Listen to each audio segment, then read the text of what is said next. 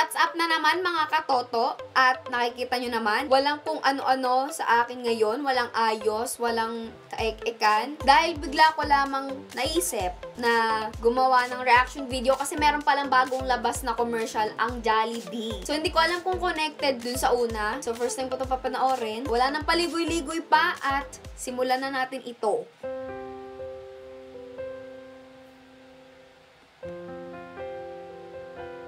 Hindi ko... Okay? Si kuya pala yon. Okay, si kuya nga talaga yon. So, siguro, kwento niya to. Kwento ng love life niya to. Siya naman ang masaya ngayon.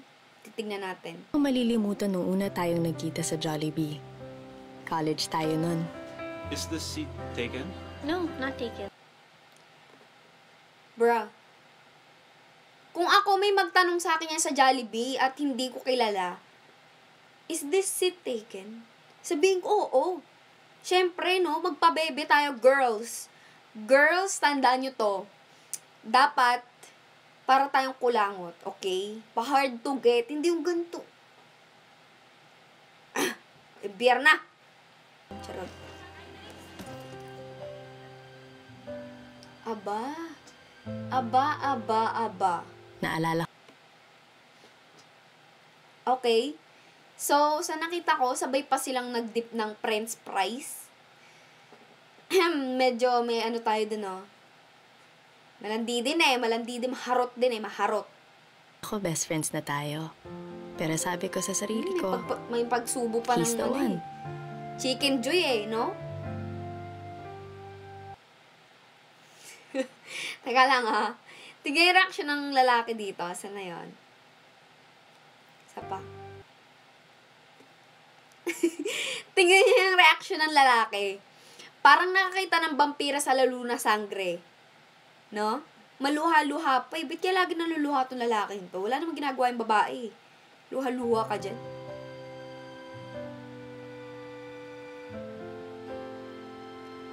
Hindi ko rin malilimutan noong una mo siyang nakita. Ayun. Karugtong nga talaga. So, sa napapanood ko, feel ko kwento naman to ng babae, itong umaasang babae. So, ayun nga, ito nga yung nakita natin. Pumasok si ate girl, katulad nung nasa first na commercial. So, connected siya.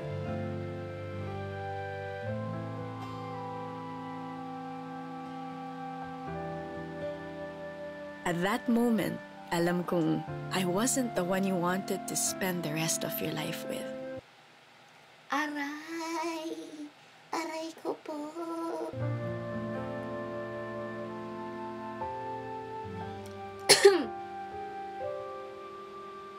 Pero pinangako ko that I will still be your friend. Asa na naman tayo? I will always support you. Okay, so ito na. Ito, hindi ko matanggap, Jollibee. Dapat i-report to eh. Kita nyo, i-report dapat to sa LTO. Ano to, smoke belching to eh. Ang itim-itim ng usok, may itim pa sa budhi mo. Ang itim. Seryoso. ang maganda lang kay kuya, pumayag talaga siya magpaganto, no? Putik, halos magkano ka na dito eh, magka-TV ka na dito eh. Sobrang itim ng usok kayo.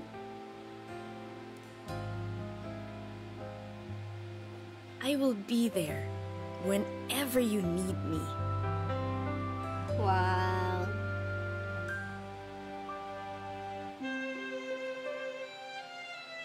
Ito na yung kasal. Naluluha na naman si kuya. Naluluha na naman talaga siya.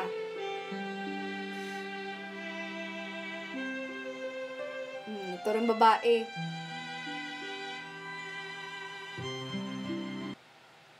Ito, teka lang may maiksi lang akong ano dito.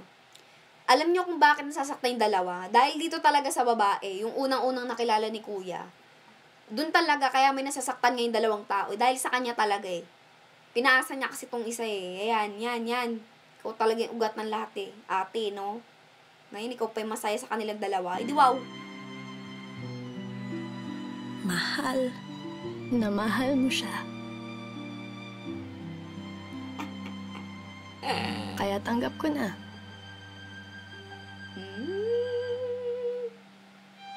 I'll always be just your friend. Just your friend.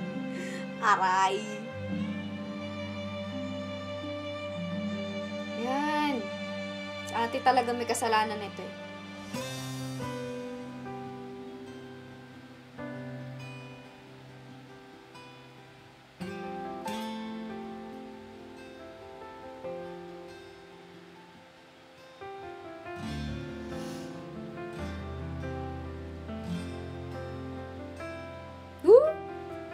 Sera.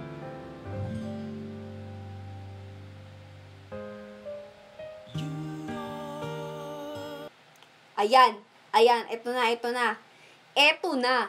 Comeback is real. Maglaway ka ngayon, sabi ni ate. Oh. Maglaway ka ngayon. Huyu. Mas gumanda ako ngayon. Shit. Confidence. Napashit si kuya, oh. Yung tingin niya, parang, shit, ang ganda niya na. Oh my God. Lapit din si ate girl eh. Ano din eh. Oh, tiga mo? Not taken. Ano din eh. Sumakay din eh. Sana ikaw din. Sana ikaw din. Dumamoves agad eh. Bes, dumamove agad eh. Iba rin talaga.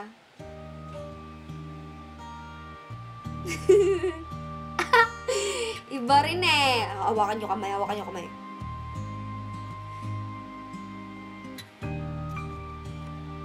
Si ate tinignan lang din pagkatapos kang saktan. Te. Martir ang potek. Minsan pala, kung maghihintay ka lang, darating din ang perfect para sa'yo. There's a perfect time to find your perfect pair. De wow. Eto na, doon na nga nagtatapos ang ating reaction video. De joke lang. So, I'm happy for ate. Kasi, nahanap niya naman. So, pagkatapos niya masaktan, malay nyo, ganyan din kayo. Pagkatapos niya maging martir, pagkatapos niya masaktan, umasa. Baka sakaling siya pa rin, di ba? There's a perfect time. So, talaga sa lahat. Totoo naman to. Actually, gusto ko yung quote niya. Kasi, totoo naman. So, baka yung sa akin, baka on the way na, alam mo naman, baka on the way na siya. 17 years na ako naghihintay. Mali natin, nadaanan na pala natin. So, we'll never know. Maganda yung commercial. Maganda yung kwento dahil na-connect nila. So, ang peg pala ng Jollibee ay connect the dots. Maganda. It's just that, hindi lang nagpapebe si ate, no? Talagang sunggap agad eh, no? Si kuya naman, talagang na-realize na rin lahat. Kailangan pa bebe pa rin ko kahit unti lang ha. Guys, unti lang. Para hindi lang kayo mapag-take advantage ng mga lalaki na yan. Baka may inaso na naman dyan sa comments na lalaki, ng mga lalaki. Basta sa amin lang, unting pabebe lang, guys. Unting-unti lang. Kahit 0.1 lang. 99.9, hindi na kayo magpabebe. Pero kahit 0.1 lang, guys. Magpabebe, ha? Sana may napulot kayo maganda sa video na to. Alam ko namang wala. Pero kahit sana 0.1 lang din, may napulot kayo. Doon na nagtatapos ang ating reaction video. Kung may suggestion pa kayong ibang videos na pwede kong gawin, comment nyo lang yung sa baba. I'll see you on my next video. Peace.